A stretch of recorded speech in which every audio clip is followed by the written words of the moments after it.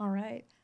Thank you, everyone, for joining us tonight. We are very excited to have two alum authors, Wendy Walker and Elise Hart Kipness, here to discuss each of their crime novels, Lights Out by Elise Hart Kipness and What Remains, as well as American Girl by Wendy Walker. All three books are available both online and in store.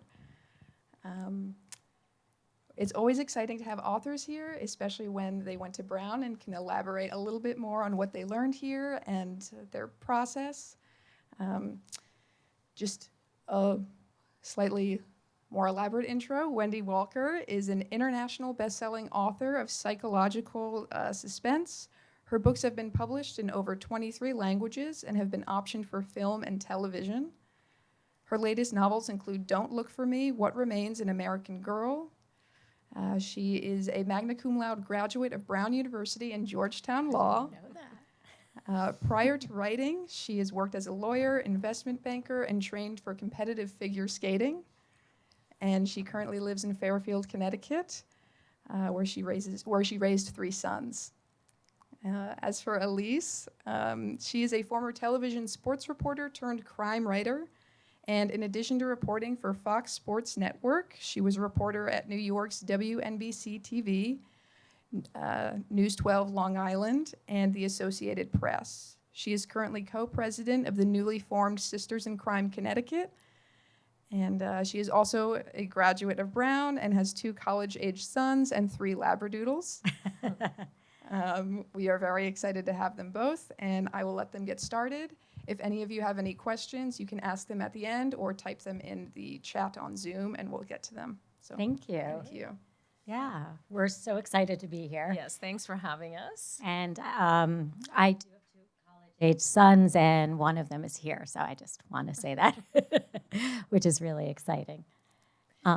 Yeah, so we're going to talk a little bit about what we write in our current books and then go into more detail about how we came to be authors and how Brown shaped our experience, and also try to give some, just flesh out the publishing industry, what it's like to be a writer for any aspiring writers or anyone interested in transitioning to this career as we did. So do you want to start, Elise, with your book?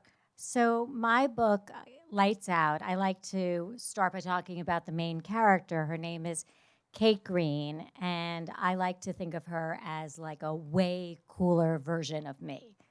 So where I'm a soccer mom, she's a soccer gold medalist, where I chase my labradoodles around the yard. She chases bad guys through the hidden tunnels of Madison Square Garden. Her demons are way more twisty and interesting than mine. And the book takes place in Greenwich, Connecticut, and New York City. I live one town over from Greenwich, and in Greenwich, an NBA player is murdered. And the wife becomes the main suspect. Her name is Yvette.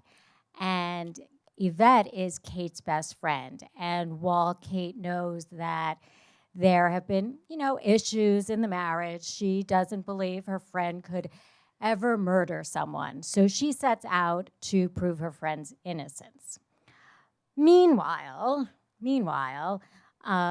Kate's own world is spiraling. She's been suspended from her job as a sports reporter.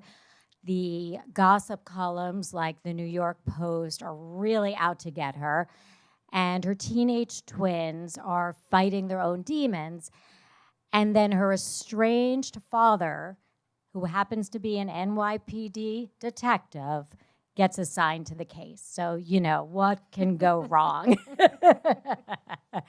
And I was so lucky enough to have Wendy blurb my book and support me in it. And I am a huge fan of your book. So let's go and turn it over to you. All right. Well, yeah, Lights Out is so much fun. It's a twisty book, and it just takes advantage of the sort of wealth and privilege of Greenwich and the whole sports world, and it's really fun to see a character brought to life with so much authenticity, because Elise was able to really draw from her experience, and that's always just makes a book I think so amazing. and one of the benefits of writing after having another career. So, Right. so I've written several psychological thrillers. They are darker, I would say, than just general crime fiction in that they are they delve into a lot of psychology, and trauma is one of the main themes in a lot of my novels. These two, the reason there were two out this year, What Remains was my primary release this year. That is about cold case detective Elise Sutton, who in the line of, not in the line of duty, but she's just doing an errand, and she's never fired her weapon before. And she comes upon a shooting in a department store, and she makes the incredibly difficult choice to take one life to save another, only to set off a terrifying game of cat and mouse with the man whose life she saved. So it's really about her trauma that she suffers after this incident where she has taken someone's life. She's hailed a hero, but she does not feel like one. I did a lot of research into trauma psychology, and so you see that sort of play out in her behavior afterwards. She kind of goes inside herself, doesn't turn to her partner or her husband for help when this man begins to stalk her, torment her, and put her and her family at risk. So she has to kind of use all of her resources and her skills to try to find him. And it's kind of fun because she's was a forensic science professor, and so she knows a lot about the field. But the man who's stalking her has now gained access to all of her class materials online, and so he knows almost everything that she does. So in some ways, she's playing this dangerous game against herself. And it has a big kind of twist at the end. And then, Very big. and then American Girl was originally released as an Audible original. That's sort of my other, it's not another job, but in addition to my novels, my print novels, I write original material for Audible. And what's fun about it is I can then include these scripted scenes that have a whole cast of characters and sound effects and music, almost like an audio play. But American Girl, I was able to convert to print, and I rewrote the scripted chapters to be, traditional narration. And so it's a little bit of a lighter story than what I normally write, but it's one of my favorite pieces. It was inspired by the Tom Petty song of the same title. And I won't go into the full story, but let's just say I may have had a couple of cocktails at a bar where a cover band was playing that song, and I was, sort of brought back in time to when I was in high school, and I was on the edge of everything, right? Coming to be, right? Being an adult and going out into the world. And I just decided I had to write about that feeling. And so I put those feelings into my character, Charlie Hudson. She's an autistic 17-year-old in a small, economically challenged town in Pennsylvania. And she gets caught in the crosshairs after a ruthless local business owner, and also her boss, is found dead. And many of her friends at the sandwich shop where she works become suspects. And so she's in danger, and she also has to kind of figure out who killed Clay Cooper. So it's a little bit more of a traditional murder mystery. The psychology really comes in through her character development, being autistic and having a very unique neurological makeup, and it was originally performed by an autistic educator and influencer, which was amazing to hear her voice bring Charlie to life. So those are my two books that are out now. That's amazing. I didn't realize that about the narrator. That's a pretty incredible thing. We were going to next talk about how our first careers informed our second careers. So do you want to? You go. Okay. I've been talking for a All long right. time. We'll give Wendy a quick break. So my first career actually really started at Brown. I was a reporter, and I lived at WBRU, which is part of my BRU friends are sitting there smiling, which was a radio station at the time. And it was incredible. I got sent to the Iowa caucuses and the New Hampshire primaries, and covered the Von Bulow trial. Like I was a real reporter. You know, wasn't covering, no offense, like college stuff. You know, like I don't mean that in any of the bad ways, but like I was covering real news with real reporters, and I got my first job from a reporter from a local radio station in Rhode Island who had seen me out on stories and made a call, you know, for my minimum wage job at nights covering a school board.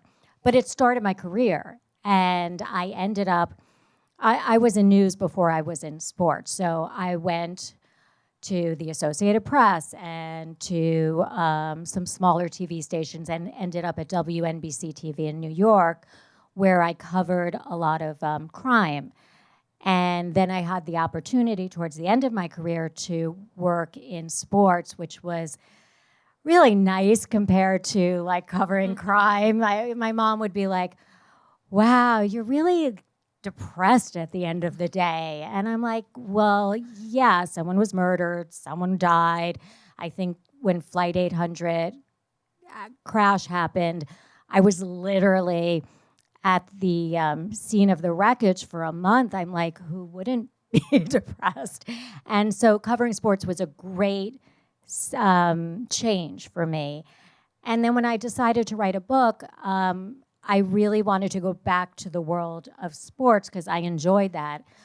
And I think I wrote a crime fiction type of book versus maybe like a women's fiction or something else, because I think I was processing my experience as a reporter of crime and tragedy and trauma, because it wasn't our trauma. So it wasn't like I could be like, oh, I feel really sad about this, because I'm just observing it, but they're experiencing it. So like I would feel guilty if I felt bad. So like lots of emotions going around there. But so this was a way, and I didn't realize it till like a year ago when someone was asked why, Lisa Unger was asked why she writes crime fiction, and she said it's to get the darkness out of her and to kind of get control of it, something like that. I might be mashing that up. And so it was kind of like an aha moment, like, oh, that's why I'm combining the sports reporter with this crime. And my son's like, I didn't know there was so much darkness going on in there. But it's all out, so it doesn't matter. Yeah. I have 3 sons, and I think one of them has read one book, and the others have not read the books, and they're like, they just don't want to know what's going on in my mind. I started out, I never thought I would be a writer. I mean, I think in hindsight, I love telling stories, and I've always loved hearing people's stories. I'm the person who will stay, you know, at the bar an extra hour listening to the breakup story one more time. Okay, so what did he look like when he told you he didn't love you? But did his eyebrows raise? Oh, you know, I mean, that would be me. I would hear it one more time because I felt empathy, but also it was just, I was sort of just captivated by the humanity when someone, you know, is telling something really personal, and it just has always been, it's always been where I've wanted to just be when I'm with people, with their true authentic selves, good or bad, but just right to the core. And that's where our stories, our personal stories, come from. But I came from sort of a family of pragmatists. My parents were the first generation to be born here, and it was very much an American dream mentality. So, you know, my great-grandfather was a janitor at a church, and then, you know, my grandmother worked at the DMV, and then now my parents didn't go to college. My mom went later in life, but eventually worked their way up, and had careers. So for me, it was just in my ether. Like, I will not do a job that doesn't have a clear path. So when I was at Brown, I studied economics and poli-sci. Had almost a math minor. I worked at Goldman Sachs in the analyst program for 2 years, and then I went to law school, and then I was a corporate litigator, and then I had kids, and I found myself like a stay-home mom in the suburbs, which I swore I would never do because I was I was a pretty active feminist at Brown, and I swore I would never do anything like that, but I did, and I was going a little crazy, and that's when I asked myself, what can I do to be home with my kids, because I really wanted to do that for when they were young, but that's sort of career oriented, and there was nothing like there was. In that time frame, it was 1999, there barely was the internet. Like, you would plug the phone line in and get onto AOL, and it'd be like for 5 minutes, and maybe you could check an email half an hour later. There was no online work. So you were either like making jewelry and having trunk shows at your friend's house. Right, trunk shows. Or you were like helping the town like throw the Easter egg hunt and spending hours deciding like, should you have 2 Easter Bunny impersonators or 1? Like, oh my God, like, are you kidding me? So I started writing novels, and when I look back now, I think it must have always just been in me, the desire to tell stories. And what I love about it is when I look back at my other careers and how they inform my writing, everything that I did had a storytelling element to it. When I was working in banking, I did mergers and acquisitions. I had to sell a division or a company, and we would have to explain, what that company was about, even if it was being told in terms of numbers. There was a story. You are literally the only person I have ever heard who made mergers and acquisitions into a story. It was. I would write like whole prospectuses about like this oil field and why, it was so great, and it has all these reserves, and that's why you should pay this money for it. And being a lawyer is all about storytelling. Right. You're just telling the story of your client, and you're trying to tell it in a way that's persuasive, whether it's writing or in front of a judge. So yeah, I think that all of that weighed into to writing, but I will say that I completely underestimated the skills that it takes to write a novel, and I want to talk about this and hear what you think about it. But I spent 3 years writing a legal thriller, and I deconstructed John Grisham's Pelican Brief, one of my favorite books. Yeah. And I had a whole map of the chapters and how he laid out the plot, and then I wrote a whole book. It took me like 2+ years because I had another baby and whatever. And this writing professor read it for me because I knew it didn't read like a novel. And he said, you have a great plot. Well, because I studied John Grisham, but you don't know how to write a novel. And the things he told me were so obvious, but nothing I had learned or could have learned being a banker or a lawyer. Yeah. And I had to then go back and actually learn the basic tools of writing fiction. And I feel like I've been adding to my toolbox ever since. I had a very similar experience to you. The first version of my book, which was Lights Out, like 8 years ago, I wrote it like a reporter. So I told you the who, what, why, when, and it was absolutely boring and had no suspense. I mean, there were no red herrings, there was no anything. It was literally the most boring thing you could read.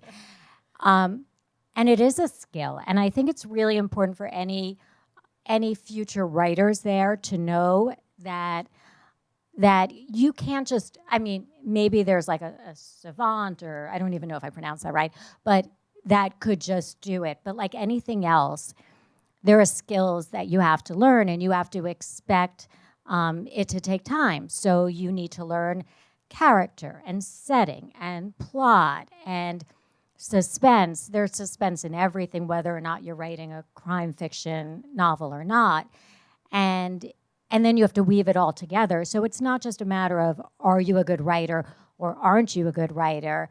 It's a matter of learning. And I always feel like if you have the will to just keep writing, then you are most likely a good writer. But you just haven't edited enough. You haven't done enough drafts, and you haven't learned as much as you need to learn of your craft. Yeah.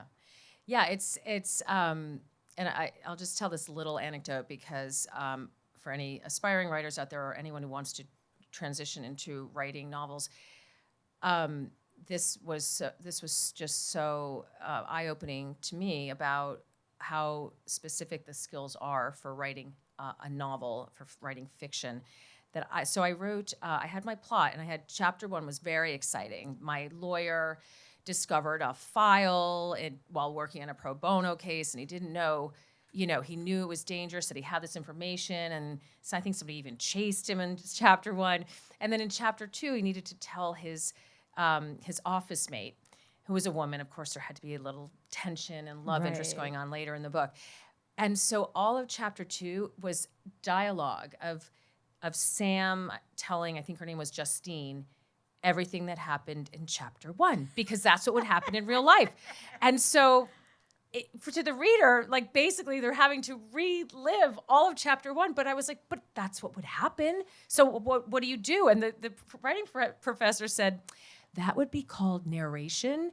And all of chapter 2 needs to be one line that says, Sam told Justine what happens in chapter 1, period. And I'm like, okay, there goes like 20 pages of my book.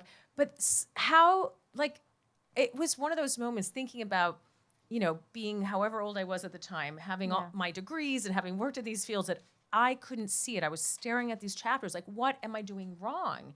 Because I'd never taken a fiction writing class. So I didn't know how to use dialogue and narration. I didn't know you were allowed to do that. Can I say, after Sam filled her in on what happened last night, now we move forward. Like, I didn't know you could do that. And those are the types of skills. So I always tell like aspiring writers or people wanting to transition, no matter how accomplished you are at what you do now or other things, like just get some basic tools that you can use to develop your voice. But without those tools, you'll, end up writing a novel for 3 years that has, done pages of dialogue that need to be cut out. And you almost need to do that anyway, because you're just not going to, you need to practice. It's like anything else. If you're going to be a great tennis player or a good tennis player, you need to hit the ball 100 times or 1,000 times and just keep practicing. But again, like, you want to practice the right strokes. Exactly. You don't want to keep doing the wrong thing over and over again. I have a John Grisham story too. So I took some classes at an adult writing center, and it was very literary, and we're sitting in a circle. And the first day of class, the teacher says, okay, who do you want to be when in your writing career? And they're like going around, they're saying, Margaret Atwood, Joyce Carol Oates, very literary people. And they get to me and I'm like, John Grisham. So we both had a similar hero there. So what would be some other advice you would give about the publishing industry and how to get to the next step? So this was not like an easy transition, and granted, I was doing it while I was raising, very young children, so it was not full-time or even part-time for a long time. And I actually went back to practicing law. I was a divorce lawyer for 5 years, and that's where I learned a lot of the psychology that goes into my novels now. But I would say it's just so important to understand the business side of things and to know the deal going in, because there are all different ways to be a writer, and there are ways to be commercially successful, and then there are ways to be successful in terms of awards and just acclaim and all of that. But then really not having any financial success or security. It's a tricky business. It's like no other business I've ever experienced. In that it's still very subjective, right? So you need an agent, and then you need eventually to find an editor who will acquire your book at a publishing house. That's the traditional way to be published. there are a lot of forays into self-publishing. But I would definitely recommend. I actually teach. I've taught like a 1 hour class on down and dirty class on publishing, and there are so many like classes like that online, and I really recommend knowing what you're getting into and having the right expectations and knowing what you want to write. So just sort of, it's not that you can't cross genres or even create a new genre. I mean, Gillian Flynn arguably created this new genre that's now called psychological suspense. Not that it didn't exist before, but she sort of gave it a very specific meaning with this sort of twist that she created in her book, Gone Girl. But, you kind of need to know what you want to write and then try to figure out the business side and how you're going to get that work to be seen and to sort of make it through the people who are guarding the gates. Yeah, I think also community is really, really, really important. So we're both part of Sisters in Crime, but in some ways, I've relied on, because Wendy is very prolific and international bestseller, book of the month, like all that. This is my debut.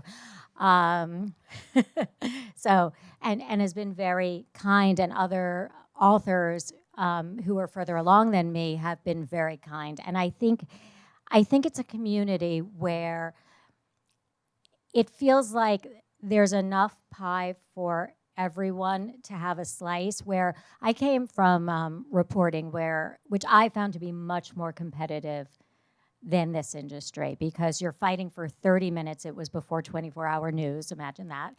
And there's sports and there's weather and all of that. So it was very competitive, and you really didn't have people supporting you. And it's important for you to find a community, because I find that crime writers and thriller writers really are like the nicest people, and everyone's willing to give you advice. So I learned a lot from the organizations that exist in communities for that. And whatever your genre is, there are communities, whether it's memoirs or memoirs, nonfiction, or literary or historic fiction. So join an organization, get involved in the chapter, go to conferences, listen to panels. Writers really, for the most part, do want to talk to you and do want to help you because they were in your position before and they know what it's like.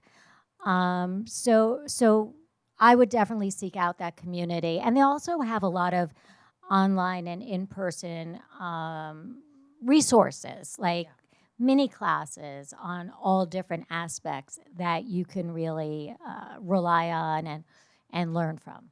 Yeah, no, I think that's true. Should we talk a little bit about what it's like to start a novel and get to the end of a novel? Sure, process, yes. Process, because I think everyone has a different process, but I think sometimes it feels overwhelming to think about writing a novel. Yes.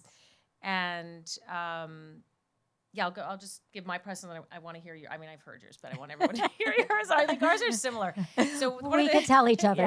One of the first things we always ask or people usually ask is, are you a plotter or a pantser? Pantser meaning, do you fly by the seat of your pants? And that's especially relevant with suspense and thrillers. So I'm definitely a plotter. You don't have to be, but I just am. I have to know where everything is, and I will start a novel with.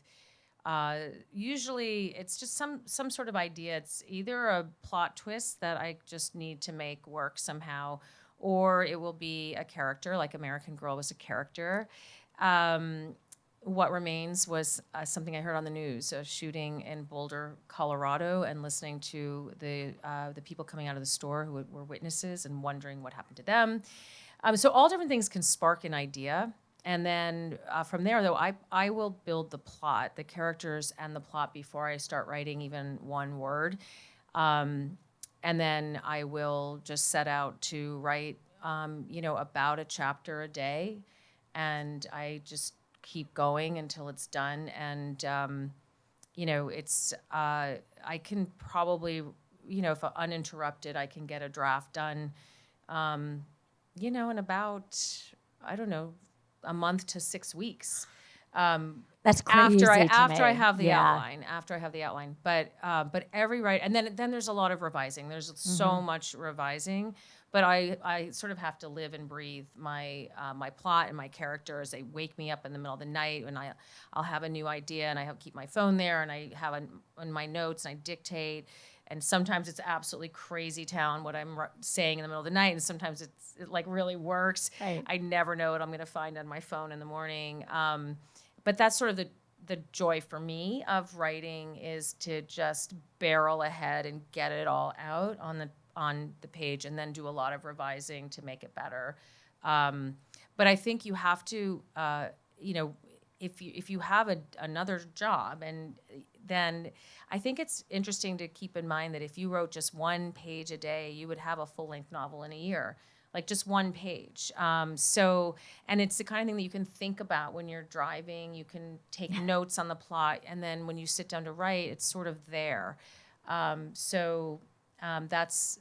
something to keep in mind too, whether it's your full-time job or it's something you're trying to do and transition into. There are different ways to go about it. What's your process? I actually have a question for you. How detailed are your outlines? So it depends on the book, but I usually, I think about my books in terms of disclosures of information, because I often have 2 time frames or 2 points of view that are feeding off one another. And so the clues and the things that happen have to be in a certain order. And so I make a whole list of all the disclosures, which are the things that the reader needs to know by the end of the book. And then I assign those to, how are they going to learn it? Are they going to learn it from, if I have 2 points of view, will they learn it from character A or character B? If I just have one character, that's obviously easier. And then I just layer them in the right order. And then sometimes, and then I build a scene from it. So if in one chapter something has to happen or someone has to learn something, I try to figure out where they might be. That will also then help to develop that character and be interesting and have some setting. So they can be, 5 pages long. I just wrote one that's 50 pages long because I have to. Wow. I'm collaborating with someone at Audible on it, so it's more fleshed out. So I thought I was a plotter, and then I was on a panel, and someone was like, "Yeah, I have 100 pages of an outline before I start." And pretty soon I was sitting on this panel, and I'm like, "Ooh, I'm much more like this." Not quite a pantser, because I figure out my ending, I figure out my twist, and I figure out the red herrings and the clues. And I don't like to do it by myself, so I'm Nana right over here. Raise your hand. Is my friend, and she actually would sit on my porch with me, and we would spend 48 hours or maybe longer, like a couple of days, with a big board. Well, actually, no, she got me on Figma for this one. Is that what it's called? Something like that, which, it's very impressive that I'm on that. If I'm on a panel, I'm telling people, but oh, how do I change this? How do I change that? I have no idea. So I'm like the coolest writer, but I'm not really with technology there. And we talk it out, and then we think, well, how could this work or how could that work? And then I sort of jump off from there. But I really like having someone to kind of bat the ideas around with and think about. For my second book, I knew it would be what sport would it be taking place at? So the setting was decided, and then I went into plot, and then I started writing. It was interesting because for the first book, I really felt literally that I was throwing up words to get them out on the pages, physically, and then I enjoyed editing. But in the second book, I got better at it, and I didn't hate just getting the structure down as much as I did. And I think also the second book I had to turn around in a year. You write way faster than me, but that was a big change from the first book. So I didn't want to veer off too much and then have to dig out from that. So I was much more thoughtful about my process then. Yeah, I think you just hone your process as you Yeah. the more books you write. So how did Brown prepare you for this transition from into this very peculiar career that we have?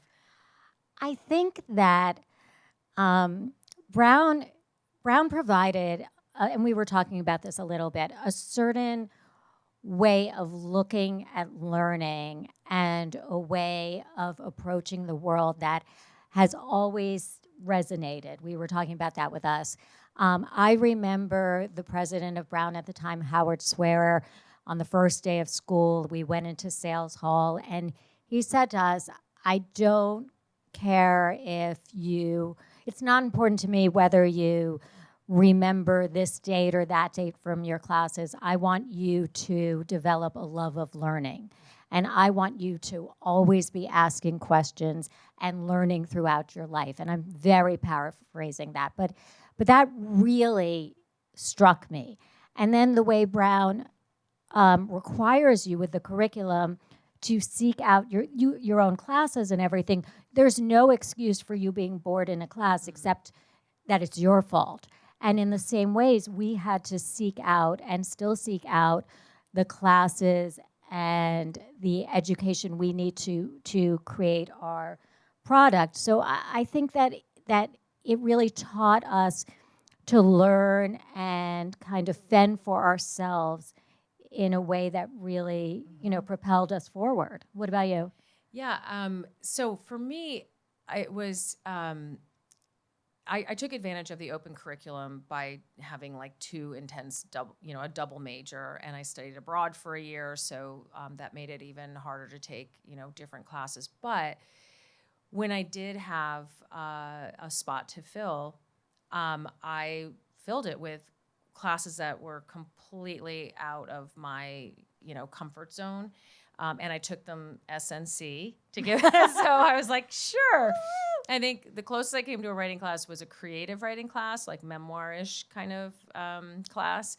And but the thing about it was that because there was this freedom to take a class like that and not worry about my, if I suck at this, is it going to ruin my GPA and I won't work at Goldman Sachs? Like if that was the case, I never would have, if I had to take it for a grade, I would not have done it. Anything subjective, I would never have taken a totally subjective class where I could possibly not get a good grade and not work at Goldman Sachs.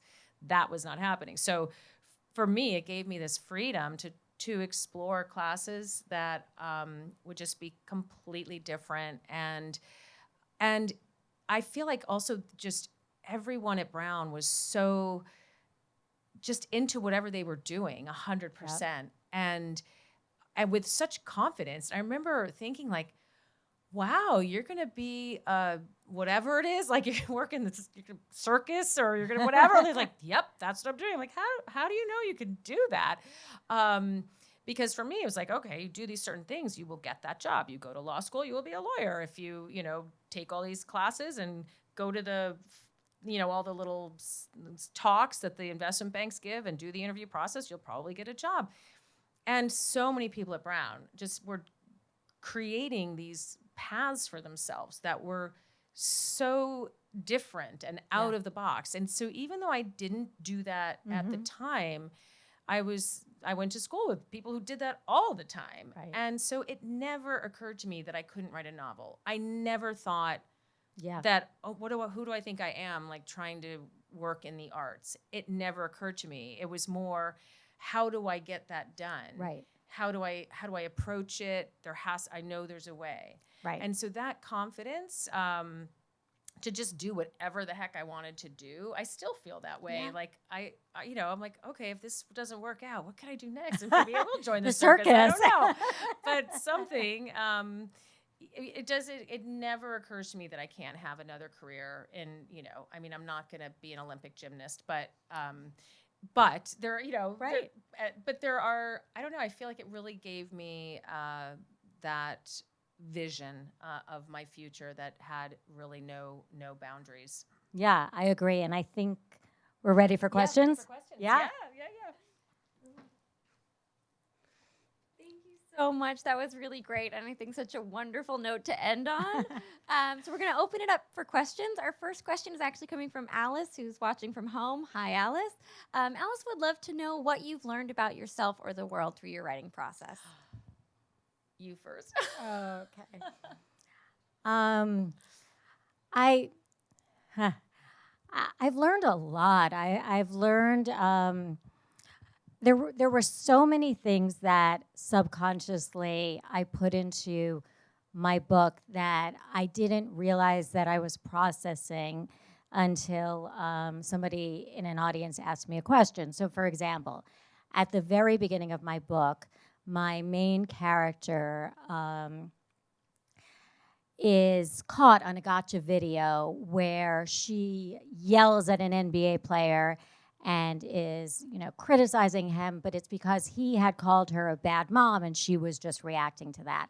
But only that part was caught, the part where she looks bad. And I never thought about why I wrote that. But they're like, did something like that ever happen to you when you were reporting? And the truth is, I was thinking about that. No. But there were a million times that I wanted to be like, are you kidding me? How could you ask me that? Or how could you put me in that position? And I guess I put it out there as like a cathartic, scream at being treated a certain way and taking it and taking it and taking it and not standing up for myself, because I think women in our generation, we were just 1 year apart, just did take it in our careers, and we were also in careers that were male-dominated. And you were just lucky to be and happy to be in the game, that you didn't think about being treated on a level playing field necessarily. So I learned a lot about my subconscious in writing the book. Yeah, I mean, all of my books have things that have, that have been cathartic, and I shamelessly use them as vehicles to, even if somebody cuts me off for a parking spot, I'm like, that's going in a book. I don't know how or where, but it's going in a book. But also definitely things like that. I use them, I draw from them to, just because my view is if something sort of, provokes me or brings out some sort of powerful emotion in me, it will probably be the same for other people. And then that's interesting to me to try to write about. But I think the thing I learned about myself, the most important thing, is that I am only happy when I'm doing something that I love doing. And that kind of sucks in life because because you don't always have that chance. And if you can get it, it's a privilege, but it has informed a lot of my, I think, my parenting and the advice I try to give my kids, which is, you try to find your joy, and not just outside of work. Try to find a way to have some of what makes you happy in your work. It may not be in every aspect of your work, but I wake up every day and I am tormented by writing most of the time. It's so uncertain. You live and die by each book. But I also, I don't change out of my pajamas. I drink a lot of coffee, and I just sit there like a mad scientist, like going into the darkest aspects of people's psychology. I don't know why I love that so much, but I do, and I get to do it. And I fought really hard for this career. It took me 17 years to have what they call a breakout novel. And that was in 2015. And that means I can write full time and support myself. But I started writing in 1999. So that was a long time coming. A lot of novels in the drawer, a lot of rejections. It wasn't easy, but but now I'm like, I fight hard to stay in the game because there's nothing else I really want to do. Yeah, that was great. Thank you. Do we have any questions from our live audience here today? Yes. Hi, I'm Nana. So at another author talk, Tessa Weggert had talked about how one of the challenging aspects of writing a book is romance. and weaving that into. I'm not gonna ask you about romance, but and weaving that into her books. So I wonder, for you guys, what was the most challenging part about writing your most recent book, and how did you overcome that challenge?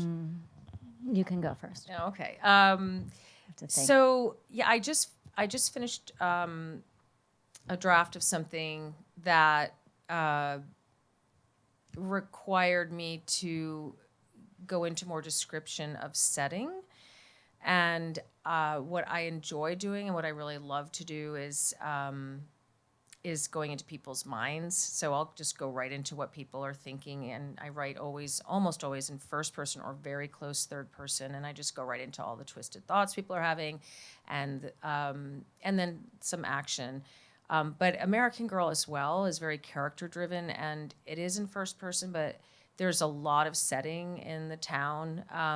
So for me, being cognizant of that and trying to craft a suspense novel where you can get to a point where you're just turning the pages so fast because you just need to know what happens. And that usually means that you haven't been that drawn into the characters and the setting, where you're actually wanting to be with them on the page you're on. So even though you want to turn the page and find out what happens, you also don't want to leave this page because it's rich and you want to just be there in that moment because it's making you feel something. And so that piece is something that I think is challenging for me. I think for my second book, so my first book is written in the present tense first person, and it never occurred to me not to write in the present tense because as a reporter, you write in the present tense. It's always the present tense. Yeah. And then in the second book, I have flashbacks. So we go back to Kate as a teenager, and those were in the first person past. And that was a unique round to be in and a challenge. And I think that for me, that was really hard. First of all, I'm sure I messed up the tense, and the copy editor is going to be hugely busy. It's so funny when they talk about oh, this should be a comma, past participle. I'm like, okay, I have no idea what they're talking about. I hope you're not listening, copy editors, or else that makes me the easiest person to copy edit. But it was going into a different tense because my brain doesn't think that way. I'm always writing. I didn't even know I was writing in the first person present, that was a conscious decision and not necessarily the most common way to write when I started. But it was fun to try to do something new and challenge myself, but it was also the hardest part. Thank you. We have a few more questions from our audience at home. Rob would like to say to Elise, your novel Lights Out is amazing and would love to know, your main character, Kate Green, is inspired a lot by you and your life experience. Where do you get your inspiration for the other characters in your book? Okay. First, that's my husband. Unless there's another. Hope so. Let's hope that's your husband. And I'm blushing, so now I'm going to have a hard time even commenting on that. Okay, so I could see Ryan actually writing that and saying it was Dad, in a twisty way, my other son. A lot of my other characters are combinations, the newsroom characters, are combinations of people that I knew. They're not based on one person, but kind of a feeling or a touchstone. I can't start building a story or a character unless I can see it in my brain. I need to travel to that person, but then I can build it out and move forward with it and maybe decorate it or dress the person in a different way or give them different characteristics. But I start with something familiar to myself. What about you? Yeah, I mean, it varies from book to book. There are, I think, pieces of myself in all of my characters. But my breakout thriller was called All Is Not Forgotten. and it's written in first person. It's in the voice of a male psychiatrist who is misogynistic, he's arrogant, he's complicated, he's unreliable in terms of narrating the story. And it was so much fun to write him because I just put myself in the head of someone like that. And I just knew what he thought and felt. And then some of the things were not bad. I mean, he's not like a terrible character. He's like just on the border, and that was kind of fun to skirt around having like respect and compassion for him and being like, oh yeah, he's kind of right about that, but then God, he's such a jerk. Right. And a lot of my friends who read that book, it freaked them out so much. They're like, oh my God, that's what you say. Oh my God, that's what you say all the time. Because there are a lot of little riffs about parenting and about the way the world is and pontificating about things. And those are all things that I think and have said in my life, and it was my first thriller, so they'd been pent up kind of, and I just exploded all of these thoughts and attributed them to him. So it was interesting to have friends be like, oh, it was very hard to read because it's just like you but not you. So it's fun it's kind of fun to play around with the characters and the parts of yourself that you see in them. Yeah. That's great. Thank you. And Miranda at home would like to know, are there specific plot templates or books on writing that you would recommend for writing crime specifically or novel writing in general? Wow. This isn't a template, but I think everyone who writes should read Stephen King's On Writing. Yeah. It's just really incredible, and he's so humble in it. Like it really is an inspiring book to read.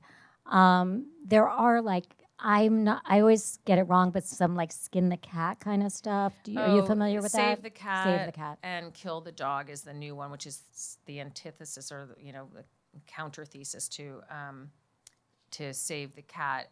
Those are for sort of overall storytelling, but also a lot for screenwriting. And but I think actually the best way is to figure out. There are so many genres and there's so many ways to write and structure a book. So having, taught this online class at different venues about specifically writing a psychological thriller, it's so specific to this genre, the tools you need, the choices you need to make. And I think it's very different from like a locked room mystery, an Agatha Christie mystery, a whodunit, a domestic thriller, all of these subgenres within the suspense umbrella genre are really specific. And I think it's useful to start with like an on writing, like just in general process, or Bird by Anne Lamott, like something just generally about writing, but then to go down and get really granular about what type of book do I want to write? What are the tools? What are the different structures? Really get as many tools as you can. Know about first person, third person, close third person, past tense, present tense, how to deal with backstory. Are they flashbacks? Are they going to be separate chapters? Are they going to just be, little sort of cutaways within a chapter? So many decisions to make about how to tell your story once you have it. Those are the tools, very practical tools. And I think each type of subgenre utilizes a specific set of tools to pull off what you're trying to pull off, whether it's a big psychological twist or a cool whodunit with lots of red herrings. There are ways to do that, and it doesn't mean you can't be creative and come up with your own, but at least know it's out there. Like if you're going to be a baker, like at least know how to bake a basic cake, and then you can experiment and put your own your own spin on it, but you have to at least know that it needs like flour and baking soda. Or, I don't know, I don't bake, but like you have to know at least do that. And that material is out there. It's there. Just go online, search for classes on psychological thrillers, classes on Agatha Christie, see who's giving them. A lot of them are free. A lot of them are not much, and you can watch it. It's an hour, or read it. There's a lot out there. Yeah, let me give you some very specific places you can look. Sisters, I'm going to tell you some organizations that have those as resources. Sisters in Crime Connecticut, Sisters in Crime National has, I'm the president of Sisters in Crime Connecticut, so that just slipped out, and that's good too.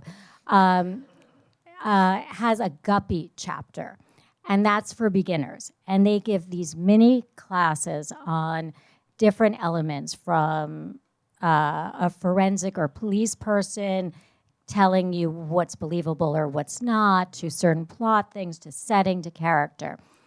Mystery Writers of America is another organization that is great for crime writers, and also they have tremendous resources. And then International Thriller Writers has a conference once a year in New York City that has tons of panels and online resources. And I would say if you're interested in crime writing, join one or all of these organizations and really get in to, explore their resources, because there's a lot there. I spent years in the Guppy chapter at Sisters in Crime National and really felt like I got very, very practical advice. And they all have online resources as well. And so in addition to going to conferences, they have online resources. And if you're at the stage of having a manuscript and wanting to find an agent, they have pitch fests, ways to meet agents